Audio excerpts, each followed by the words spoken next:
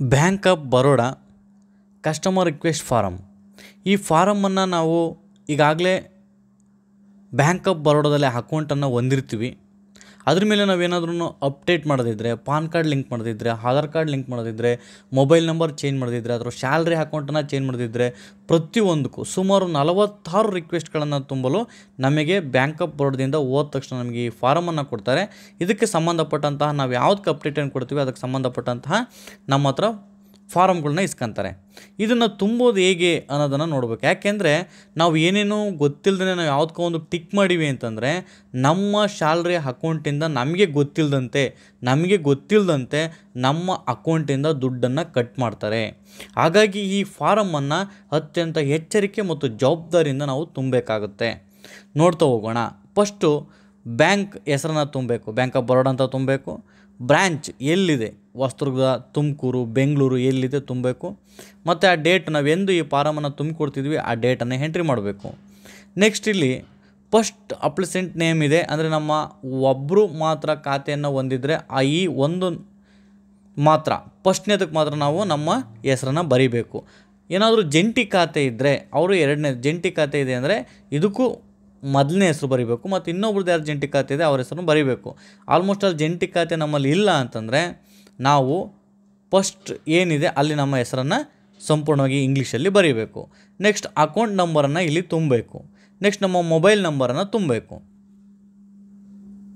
ಇಲ್ಲಿಂದ ಸ್ಟಾರ್ಟ್ ಆಗ್ತವೆ. ನಾವೇನಾದ್ರೂ ಸೇರಿಸ್ಬೇಕಂದ್ರೆ ಆ್ಯಡ್ ಮಾಡಬೇಕು ಅಥವಾ ಅಪ್ಡೇಟ್ ಮಾಡಬೇಕು. ಪರ್ಸ್ನಲ್ ಡೀಟೇಲ್ಸ್ ಅಂತಾರೆ, ಅಂದರೆ ನಾವೇನಾದ್ರೂ KYC ಅಪ್ಡೇಟ್ ಮಾಡಿಸ್ಬೇಕು ಅಂದರೆ ಇದಕ್ಕೆ ಟಿಕ್ ಮಾಡಬೇಕು. ಪಾನ್ ಕಾರ್ಡ್ ಲಿಂಕ್ ಮಾಡಿಸ್ಬೇಕು ಅಂದರೆ ಇದಕ್ಕೆ ಟಿಕ್ ಮಾಡಬೇಕು. ಆಧಾರ್ ಕಾರ್ಡ್ ಲಿಂಕ್ ಮಾಡಿಸ್ಬೇಕು ಅಂದರೆ ಇದಕ್ಕೆ ಟಿಕ್ ಮಾಡಬೇಕು. ಇವೇನು ಯೂಸ್ ಆಗಲ್ಲ. ನಮಗೆ ಪಾಸ್ಪೋರ್ಟು ಏನಾದರೂ ಬೇಕು ಅಂದರೆ ಇವಕ್ಕೆಲ್ಲ ನಾವು ವೋಟರ್ ID ಸೇರಿಸ್ಬೇಕು, ಅಂದರೆ ನರೇಗದ ಏನಾದ್ರು ಕಾರ್ಡ್ ಸೇರಿಸ್ಬೇಕು, ನಮ್ಮದೇನಾದ್ರು ಡೇಟ್ ಆಫ್ ಬರ್ತನ್ನು ಅಪ್ಡೇಟ್ ಮಾಡಬೇಕು ಅಂತಂದರೆ ಇಷ್ಟು ಆಪ್ಷನಲ್ಲಿ ನಿಮ್ಗೆ ಯಾವುದು ಅಪ್ಡೇಟ್ಗಳು ಆಗಬೇಕಿದ್ದಾವೆ ಅವಕ್ಕೆಲ್ಲವಕ್ಕೂ ಕೂಡ ನೀವು ಟಿಕ್ ಹಾಕಿ ಅದಕ್ಕೆ ಸಂಬಂಧಪಟ್ಟಂತಹ ಯಾವುದಕ್ಕೆ ಟಿಕ್ ಹಾಕ್ತೀವಿ ಅದಕ್ಕೆ ಪಾನ್ ಕಾರ್ಡ್ ಬೇಕಾದರೆ ಪಾನ್ ಕಾರ್ಡ್ ಜೆರಾಕ್ಸನ್ನು ಕೊಡಬೇಕಾಗುತ್ತೆ. ಕೆಳಗಡೆ ಸ್ವಯಂ ದೃಢೀಕರಿಸಿದೆ ಅಂತ ಮಾಡಿ ಸೆಲ್ಫ್ ಅಸ್ಟೆಡನ್ನು ಮಾಡಿ ಕೊಡಬೇಕಾಗ್ತದೆ. ನಾವು ಯಾವುದಕ್ಕೆ ಟಿಕ್ ಮಾಡ್ತೀವಿ ಅದಕ್ಕೆ ಸಂಬಂಧಪಟ್ಟಂಥ ರೆಕಾರ್ಡ್ಸನ್ನು ಬ್ಯಾಂಕಿಗೆ ಸಬ್ಮಿಟ್ ಮಾಡಬೇಕಾಗತ್ತೆ. ನೆಕ್ಸ್ಟು ನೀವು ಯಾವುದನ್ನು ಟಿಕ್ ಮಾಡ್ತೀರೋ ಅದಕ್ಕೆ ಸಂಬಂಧಪಟ್ಟಂತಹ ಡಾಕ್ಯುಮೆಂಟನ್ನು ಇಲ್ಲಿ ನಂಬರನ್ನು ಬರೀಬೇಕಾಗುತ್ತೆ. ಮತ್ತು ಆ ಇಶ್ಯೂ ಮಾಡಿದ ಪ್ಲೇಸು ಯಾವಾಗ ಏನು ಅಂತೇಳಿ ಅದನ್ನು ಬರೀಬೇಕಾಗುತ್ತೆ. ನೆಕ್ಸ್ಟ್ ಏನಾದ್ರೂ ಅಡ್ರೆಸ್ ಚೇಂಜ್ ಇದ್ದರೆ ಮಾತ್ರ ನಾವು ಇದನ್ನು ಕೊಡಬೇಕಾಗುತ್ತೆ. ಆಲ್ಮೋಸ್ಟ್ ಅಲ್ಲಿ ಇದು ಅಡ್ರೆಸ್ ಯಾರ್ದು ಕೂಡ ಚೇಂಜ್ ಆಗೋಲ್ಲ, ಪರ್ಮನೆಂಟ್ ಇರ್ತವೆ. ಆಲ್ಮೋಸ್ಟ್ ನಾವು ಚೇಂಜ್ ಮಾಡ್ಕೋಬೇಕು ಅಂದರೂ ಕೂಡ ನಾವಿಲ್ಲಿ ಚೇಂಜ್ ಮಾಡ್ಕೋಬೋದು. ನೆಕ್ಸ್ಟ್ ಅದಕ್ಕೆ ಚೇಂಜ್ ಮಾಡಿದ ತಕ್ಷಣ ನೀವು ಅದು ಚೇಂಜಿಂಗ್ ಮಾಡಿರುವಂತಹ ಆಧಾರ್ ಕಾರ್ಡ್ ಅಡ್ರೆಸ್ಸನ್ನು ನೀವು ಅಲ್ಲಿ ಟಿಕ್ ಮಾಡಬೇಕಾಗುತ್ತೆ, ಅಥವಾ ವೋಟರ್ ಕಾರ್ಡ್ ಅಡ್ರೆಸ್ ಯಾವುದಿದೆ ಅದನ್ನು ನೀವು ಟಿಕ್ ಮಾಡಬೇಕಾಗುತ್ತೆ. ನೆಕ್ಸ್ಟ್ ಬಂದರೆ ಪರ್ಮನೆಂಟ್ ಅಡ್ರೆಸ್ ಚೇಂಜ್. ಏನಾದ್ರೂ ಅಡ್ರೆಸ್ ಪರ್ಮನೆಂಟಾಗಿ ನಾವು ಚೇಂಜ್ ಮಾಡಬೇಕು ಅಂದರೆ ಈ ನಂಬರ್ಗಳನ್ನು ನಾವೇನು ಮಾಡಬೇಕಾಗತ್ತೆ, ತುಂಬಬೇಕಾಗತ್ತೆ. ಇದಕ್ಕೆ ಸಂಬಂಧಪಟ್ಟಂತಹ ರೆಕಾರ್ಡ್ಸ್ಗಳನ್ನು ಅವರಿಗೆ ಅಡ್ರೆಸ್ ಪ್ರೂಫಿಗೆ ಏನು ಬೇಕು ಅದನ್ನು ಬ್ಯಾಂಕಿಗೆ ನಾವು ಸಬ್ಮಿಟ್ ಮಾಡಬೇಕಾಗುತ್ತೆ. ನೆಕ್ಸ್ಟ್ ಅದರ್ ಅಕೌಂಟ್ಸ್ ಅಥವಾ CIF ಮಾಡಿಫಿಕೇಷನ್. ಏನಾದರೂ ನೀವು ಅಕೌಂಟನ್ನು ಈಗ ತುಮಕೂರಲ್ಲಿದೆ, ನಾನು ತುಮಕೂರಲ್ಲಿ ವರ್ಕ್ ಮಾಡ್ತಿದ್ದೆ, ತುಮಕೂರು ಬ್ರ್ಯಾಂಚಲ್ಲಿ ನಂದು ಬ್ಯಾಂಕ್ ಆಫ್ ಬರೋಡಾದಲ್ಲಿ ಅಕೌಂಟ್ ಇತ್ತು.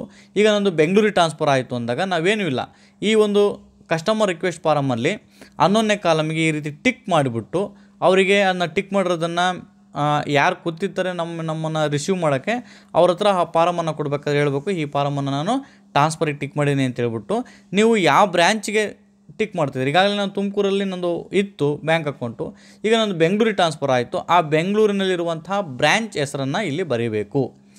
ನೆಕ್ಸ್ಟು ಆ ಬ್ರ್ಯಾಂಚ್ಗೆ ಒಂದು ಕೋಡ್ ಇರ್ತೈತೆ, ಆ ಕೋಡನ್ನು ಅವರೇ ಕೇಳಿದರೆ ಕೂಡ ಅವರು ಸಿಸ್ಟಮಲ್ಲಿ ಹೊಡೆದು ನೋಡಿ ಅದನ್ನು ತುಂಬಿಕೊಡ್ತಾರೆ. ನೆಕ್ಸ್ಟು ನಿಂದು ಅಕೌಂಟ್ ಏನಾದರೂ ಚೇಂಜ್ ಮಾಡಿಸ್ಬೇಕು. ನಾನು ಈಗಾಗಲೇ ಸೆಲ್ಫ್ ಅಕೌಂಟ್ ಸ್ವಂತಕ್ಕಿತ್ತು, ಅಥವಾ ಅದನ್ನು ಮತ್ತೆ ಏನಾದ್ರೂ ಇನ್ನೊಬ್ಬರನ್ನ ಸೇರಿಸಬೇಕು, ಅಥವಾ ನಾನು ಫಾರ್ಮರ್ ಕೃಷಿ ಉತ್ಪನ್ನ ಚಟುವಟಿಕೆ ತೊಡೋದ್ರಿಂದ ನಾನು ಕೃಷಿಗೆ ಮಾರ್ಪಾಡು ಮಾಡಬೇಕು ಅಂತಂದ್ರೂ ಕೂಡ ನಾವೇನು ಮಾಡ್ಬೋದು. ಮತ್ತು ಜಂಟಿ ಇತ್ತು ನನ್ನ ಅಕೌಂಟು, ಈಗ ಬೇಡ ಸಿಂಗಲ್ ಮಾಡಬೇಕು ಅಂದರೂ ಕೂಡ ಈ ಫಾರಮನ್ನು ನಾವು ತುಂಬಿಕೊಡ್ಬೋದು. ನೆಕ್ಸ್ಟ್ ನಮ್ಮದು ಬಂದರೆ ಇಂಪೋರ್ಟಿವ್. ಏನಾದರೂ ಇನ್ಪೋರ್ಟಿವ್ ಇದ್ದರೆ, ನಮಗೇನಾದ್ರೂ ಚೇಂಜಸ್ ಇದ್ದರೆ ಅದನ್ನು ಏನು ಮಾಡ್ಬೋದು, ಆ್ಯಕ್ಟಿವ್ ಮಾಡಿಸ್ಲಿಕ್ಕೆ ನಾವು ಇದನ್ನು ತುಂಬಿಕೊಡ್ಬೋದು. ಆಮೇಲೆ ನಮ್ಮದು ಅಕೌಂಟು ಮೈನರ್ ಇದ್ದರೆ ಅದನ್ನು ಮೇಜರಾಗಿ ಕನ್ವರ್ಟನ್ನು ಮಾಡ್ಕೊಳ್ಬೋದು. ನೆಕ್ಸ್ಟು ಈ ನಮ್ಮದು ಅಕೌಂಟ್ ನಂಬರು ಈಗಾಗಲೇ ಉಳಿತಾಯ ಖಾತೆ ಇದೆ, ನಮ್ಮದು ಸ್ಯಾಲ್ರಿ ಅಕೌಂಟ್ ಮಾಡಿಸ್ಬೇಕು ಅಂದರೆ ಇಲ್ಲಿ ಸ್ಯಾಲ್ರಿ ಪ್ಯಾಕೇಜ್ ಏನಿದೆ ಅದಕ್ಕೆ ನಾವು 15ನೇ ನಂಬರ್ಗೆ ಟಿಕ್ ಮಾಡಿದರೆ ನಮ್ಮದು ಸ್ಯಾಲ್ರಿ ಅಕೌಂಟಾಗಿ ಕನ್ವರ್ಟ್ ಆಗುತ್ತೆ. ನಮ್ಮದು ಸೇವಿಂಗ್ ಅಕೌಂಟು ಎನ್ ಆರ್ ಓದಾಗಿರಲಿ ಅಂದರೆ ಅದಕ್ಕೆ ಟಿಕ್ ಮಾಡ್ಬೋದು, ಅಥವಾ ಕರೆಂಟ್ ಅಕೌಂಟ್ ಬೇಕು ಅಂದರೆ ಅದಕ್ಕೆ ಟಿಕ್ ಮಾಡ್ಬೋದು. ನಿಮ್ಗೆ ಯಾವ್ದು ಬೇಕು ಅದಕ್ಕೆ ಟಿಕ್ ಮಾಡಬೇಕು. ನೆನ್ಪಿಟ್ಕೊಳ್ರಿ, ಅವಕ್ಕೆ ಅವ್ರದ್ದೇ ಆದ ಸರ್ವಿಸ್ ಚಾರ್ಜಸ್ ಇರ್ತೈತೆ. ನಿಮಗೆ ಭಾಳ ಉಪಯೋಗ ಐತೆ ಅಂದರೆ ಮಾತ್ರ ನೀವು ಅದನ್ನು ಟಿಕ್ ಮಾಡಿ ಕೊಡಬೇಕು. ಕಂಪಲ್ಸರಿ ಇದ್ದರೆ, ನಿಮಗೆ ಅವಶ್ಯಕತೆ ಇದ್ದರೆ ಮಾತ್ರ ಟಿಕ್ ಮಾಡಿ ಕೊಡಬೇಕು. ನಾವೇನಾದರೂ ಸ್ಯಾಲ್ರಿ ಅಕೌಂಟಿಗೆ ನಾವು ಟಿಕ್ ಮಾಡಿದ ತಕ್ಷಣ ನಾವೇನು ಮಾಡಬೇಕು, ಈ ರೀಸೆಂಟ್ ಸ್ಯಾಲ್ರಿ ಸ್ಲಿಪ್ಪನ್ನು ಕೊಡಬೇಕು, ಮತ್ತು ಬ್ಯಾಂಕ್ ಪಾಸ್ಬುಕ್ ಮುಖಪುಟದ ಜೆರಾಕ್ಸನ್ನು ಕೊಡಬೇಕು, ಒಂದು ಆಧಾರ್ ಕಾರ್ಡ್ ಪ್ರತಿಯನ್ನು ಕೊಡಬೇಕು, ಮತ್ತು ಬ್ಯಾಂಕ್ ಕಾರ್ಡನ್ನು ಸ್ವಯಂ ದೃಢೀಕರಿಸಿ ಬ್ಯಾಂಕಿಗೆ ನಾವು ಸಬ್ಮಿಟ್ ಮಾಡಬೇಕಾಗುತ್ತೆ. ನೆಕ್ಸ್ಟು ನಂದು ಹಳೆ ಹೆಸರನ್ನು ನಾನು ಹಳೆ ಸಿಗ್ನೇಚರನ್ನು ಮಾಡ್ತಿದ್ದೆ, ಅದು ಬೇಡ, ನನಗೆ ಹೊಸದಾಗಿ ಸಿಗ್ನೇಚರನ್ನು ನಾನು ಚೇಂಜ್ ಮಾಡಬೇಕು ಅಂದರೂ ಕೂಡ ಈ ಒಂದು ಕಸ್ಟಮರ್ ರಿಕ್ವೆಸ್ಟ್ ಫಾರಮಲ್ಲಿ ನೀವು ಹಳೇದನ್ನು ಸೈನ್ ಮಾಡಿಬಿಟ್ಟು ಹೊಸದು ನಿಮ್ಗೆ ಯಾವ ರೀತಿ ಬೇಕು ಆ ರೀತಿ ಸೈನನ್ನು ಚೇಂಜ್ ಮಾಡ್ಕೊಳ್ಬೋದು. ನನಗೆ ಅದು ಮಾಡೋಕ್ಕೆ ಬರ್ತಿಲ್ಲ ಅಂತಂದರೆ ಇಲ್ಲಿ 16ನೇ ನಂಬರಲ್ಲಿ ಟಿಕ್ ಮಾಡಬೇಕು. ಟಿಕ್ ಮಾಡಿದ ನಂತರ ಇಲ್ಲಿಗೆ ಹಳೆ ಸೈನನ್ನು ಹಾಕಬೇಕು. ನಂತರ ಹೊಸ ಸೈನು ನೀವು ಯಾವ ರೀತಿ ಬೇಕು ಅದನ್ನು ಹಾಕೊಂಡ್ಬಿಟ್ಟು ಅದೇ ರೀತಿ ನೀವೇನು ಮಾಡ್ಬೇಕಾಗತ್ತೆ, ಚೇಂಜ್ ಆದಮೇಲೆ ಪ್ರತಿ ಸಲ ಈ ನ್ಯೂ ಸಿಗ್ನೇಚರ್ನ ಹಾಕಿ ನೀವು ಅಮೌಂಟನ್ನು ಡ್ರಾ ಮಾಡಬೇಕಾಗುತ್ತೆ.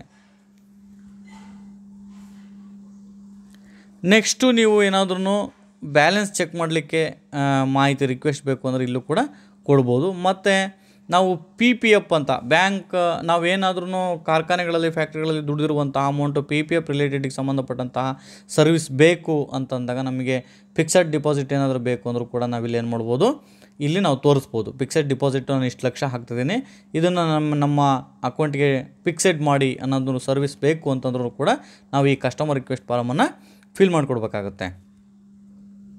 ಮತ್ತು ಇದಕ್ಕೆ ಸಂಬಂಧಪಟ್ಟಂತೆ ಇನ್ನೂ ಅದರ್ ಅಕೌಂಟ್ ರಿಲೇಟೆಡ್ ಇದ್ದಾವೆ. ನಿಮಗೆ ಪಾಸ್ಬುಕ್ ಬೇಕು ಅಂದರೆ ಪಾಸ್ಬುಕ್ ತಗೋಬೇಕಾಗತ್ತೆ ಎಸ್ ಅಂತ ಕೊಟ್ಟು, ಅಥವಾ ನನ್ನ ಪಾಸ್ಬುಕ್ ಕಳೆದಿದೆ ಇನ್ನೊಂದು ಬೇಕು ಅಂತಂದರೆ 22ನೇ ನಂಬರಿಗೆ ನಾವು ಟಿಕ್ ಹಾಕಿ ಹೊಸ ಪಾಸ್ಬುಕ್ಕನ್ನು ನಾವು ತೆಗೆದುಕೊಳ್ಬೋದು. ನೆಕ್ಸ್ಟ್ ಹಂಗೆ 23ನೇ ಪಾಯಿಂಟು, ನಮಗೆ ಏನಾದ್ರೂ ಫೋನ್ ಬ್ಯಾಂಕಿಂಗ್ ಬೇಕು ಅಂದರೂ ಕೂಡ ಮಾಡ್ಕೋಬೋದು. 24ನೇದು ಸ್ಟ್ಯಾಂಡರ್ಡ್ ಇನ್ಸ್ಟ್ರಕ್ಷನ್ ಏನಾದರೂ ಬೇಕು ಅಂದರೆ ನಮಗೆ ಅದ್ರ ಮೂಲಕ ನಾವು SB ಅಕೌಂಟ್ ನಂಬರನ್ನು ಹಾಕಿ ಅದನ್ನು ಕರ್ತವ್ಯ ಮಾಡ್ಕೋಬೋದು. ಇವೆಲ್ಲಕ್ಕೂ ಕೂಡ ಭಾಳಷ್ಟು ಸೇವಾ ಶುಲ್ಕಗಳು ಇದ್ದಾವೆ. ಅವನ್ನ ನಾವು ನೋಡಿ ಆಮೇಲೆ ನಾಮಿನಿಗೆ ಬಂದರೆ, ಈಗಾಗಲೇ ನಾವು ನಾಮಿನಿ ಇದ್ದೀವಿ ಅಂದರೆ ಅದನ್ನೇನಾದ್ರೂ ಚೇಂಜ್ ಮಾಡಬೇಕು, ಹೊಸ್ದಾಗಿ ಸೇರಿಸ್ಬೇಕು, ನೀವು ಮಾಡಬೇಕು ಅಂದರೆ DA1 ಫಾರಮನ್ನು ಬ್ಯಾಂಕ್ನಲ್ಲಿ ಕೇಳಿದರೆ ಅವರು DA1 ಫಾರಮನ್ನು ಕೊಡ್ತಾರೆ. ಅದನ್ನು ನಾವು ತುಂಬಿಬಿಟ್ಟು ನಾಮಿನಿಯನ್ನು ಪರಿಶೀಲನೆ ಮಾಡಿದ್ವು ಅಂದರೆ ಪರಿಷ್ಕರಿಸ್ಬೋದು. ಅಥವಾ ಬೇಡ ಈಗಿರೋದು ಅಂದರೆ DA2 ಫಾರಮನ್ನು ತುಂಬಿಕೊಟ್ರೆ ಈಗಿರುವಂಥ ನಾಮಿನಿ ಡಿಲೀಟ್ ಆಗುತ್ತೆ. DA3 ಫಾರಮನ್ನು ತುಂಬಿಕೊಂಡ್ರೆ ಏನಾದರೂ ನಿಮಗೆ ಚೇಂಜಸ್ ಮಾಡಬೇಕು, ಈಗಿರೋರೇ ಇರಲಿ ನಾಮಿನಿಗೆ, ಮತ್ತು ಇನ್ನಷ್ಟು ಜನ ನಾನು ಅದಕ್ಕೆ ನಾಮಿನಿ ಸೇರಿಸ್ಬೇಕು ನನ್ನ ಅಕೌಂಟಿಗೆ ಅಂದರೆ ನೀವು DA3 ಫಾರಮನ್ನು ತುಂಬಿಕೊಡ್ಬೇಕಾಗತ್ತೆ. ನಾಮಿನಿ ಅಂತಂದರೆ ಏನಾದರೂ ನಿಮ್ಮ ಫಲಾನುಭವಿಗಳು ನೀವೇನಾದರೂ ಅಕಾಲಿಕ ಡೆತ್ ಆದರೆ ಅದರ ಭಾಗಗಳಾಗಿ ಇವ್ರು ಏನು ಮಾಡ್ತಾರೆ, ನಾಮಿನಿ ಇರುವಂಥವ್ರಿಗೆ ಅದು ಫಸ್ಟ್ ಪ್ರಾವಿಷನಲ್ಲಿ ಆ ಅಮೌಂಟ್ ಇರುವಂಥ ಅಮೌಂಟು ಮತ್ತು ಅದಕ್ಕೇನು ಸಂಬಂಧಪಟ್ಟ ಇರ್ತವೆ ಅದನ್ನು ಫಸ್ಟ್ ಪ್ರಾವಿಷನಲ್ಲಾಗಿ ನಾಮಿನಿ ಈಗ ಅವರಿಗೆ ಬ್ಯಾಂಕ್ ತಲುಪಿಸುವಂಥದ್ದು. ಅವರಿಗೆ ಪ್ರೆಯಾರಿಟಿಯನ್ನು ಕೊಡ್ತೈತಿ, ಬೇರೆಯವ್ರಿಗೆ ಕೊಡೋದಿಲ್ಲ. ನಾಮಿನಿಗೆ ಸಂಬಂಧಪಟ್ಟಂತೆ ಮತ್ತೆ ಇರುವಂಥ column. Next APY related service ಅಂತ ಕೇಳ್ತಾರೆ. ಅಂದರೆ ನೀವು ಏನಾದರೂ ಪರ್ಸ್ನಲ್ ಅಮೌಂಟ್ APY ಮಾಡ್ತೀನಿ ಅಂತಂದರೆ ನೀವು ಮಾಡ್ಬೋದು.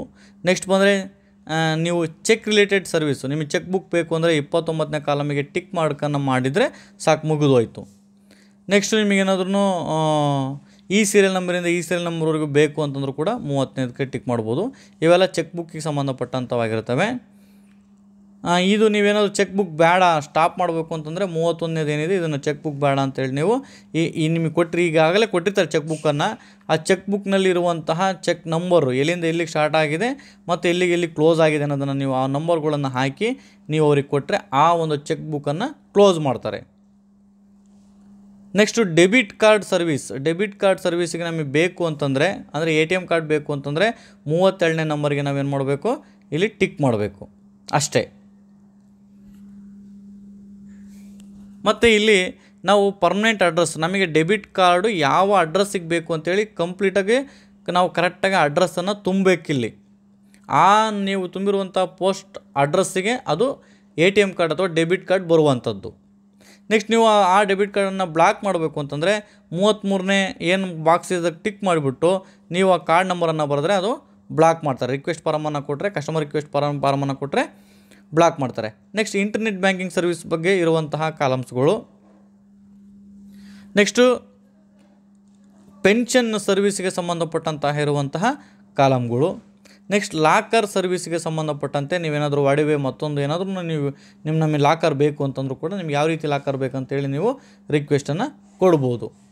ಇಷ್ಟೆಲ್ಲ ಆದಮೇಲೆ ಇಲ್ಲಿ ಒಂದಿದೆ ನೋಡಿರಿ, ಇಲ್ಲಿ ಟಿಕ್ ಮಾಡಬೇಕಾಗತ್ತೆ. ಅಂದರೆ ನನಗೆ ಮೇಲೆ ಇರುವಂಥ ಎಲ್ಲ ಮಾಹಿತಿ ಸತ್ಯವಿದ್ದು ಏನಾದರೂ ಸೇವಾ ಶುಲ್ಕ ಮತ್ತೊಂದು ಏನಾದರೂ ಕಟ್ಟಾದರೆ ಸಂಪೂರ್ಣ ಜವಾಬ್ದಾರಿಯನ್ನು ನಾನೇ ವಹಿಸ್ಕೊಂಡಿರ್ತೀನಿ ಅಂತೇಳಿ ನಾವೇನು ಮಾಡ್ತೀವಿ, ಇಲ್ಲಿ ಟಿಕ್ಕನ್ನು ಮಾಡಿ ನಮ್ಮ ಸಿಂಗಲ್ ಅಕೌಂಟ್ ಇದ್ದರೆ, ನಮ್ಮದು ಪರ್ಸ್ನಲ್ ಅಕೌಂಟ್ ಇದ್ದರೆ ಈ ಫಸ್ಟ್ ಅಕೌಂಟು ಹೋಲ್ಡರ್ಸ್ ಸಿಗ್ನೇಚರ್ ಏನಿದೆ ಇಲ್ಲಿ ಸೈನನ್ನು ಹಾಕಿಬಿಟ್ಟು ನಾವೇನು ಮಾಡ್ಬೋದು, ಈ ಫಾರಮನ್ನು ಬ್ಯಾಂಕಿಗೆ ಕೊಟ್ಟು ನಂತರ ಈ ಅಕ್ನಾಲಜ್ಮೆಂಟನ್ನು ಯಾರು ಈ ಫಾರಮನ್ನು ಕಸ್ಟಮರ್ ರಿಕ್ವೆಸ್ಟ್ ಫಾರಮನ್ನು ಸ್ವೀಕರಿಸ್ತಾರೆ ಅವರು ನಮಗೆ ವಾಪಸ್ ಕೊಡ್ತಾರೆ. ಇದನ್ನು ಕಟ್ ಮಾಡಿ ವಾಪಸ್ ಕೊಡ್ತಾರೆ. ಇದನ್ನು ನೀವೇನು ಮಾಡ್ಬೋದು, ರಿಸೀವ್ಡ್ ಅಂತೇಳಿ ನಿಮ್ಮ ಹತ್ರ ಇಟ್ಕೊಂಡಿದ್ದು ನೆಕ್ಸ್ಟ್ ಬ್ಯಾಂಕಿಗೆ ಹೋದಾಗ ನೀವು ಕೊಟ್ಟಿರುವಂಥ ಅಪ್ಡೇಟ್ಸ್ಗಳು ಕ್ಲಿಯರ್ ಆಗಿದಾವೆ ಇಲ್ಲವೋ ಅಂತ ನೀವೇನು ಮಾಡ್ಬೋದು, ಬ್ಯಾಂಕ್ ಇರುವಂಥ ಸಿಬ್ಬಂದಿಗಳ ಜೊತೆ ನೀವು ಎಂಕ್ವೈರಿ ಮಾಡ್ಕೋಬೋದು. ಇದು ಇವತ್ತಿನ ವಿಡಿಯೋ ಆಗಿತ್ತು ಅಂತ ಹೇಳ್ತಾ thank you for watching video.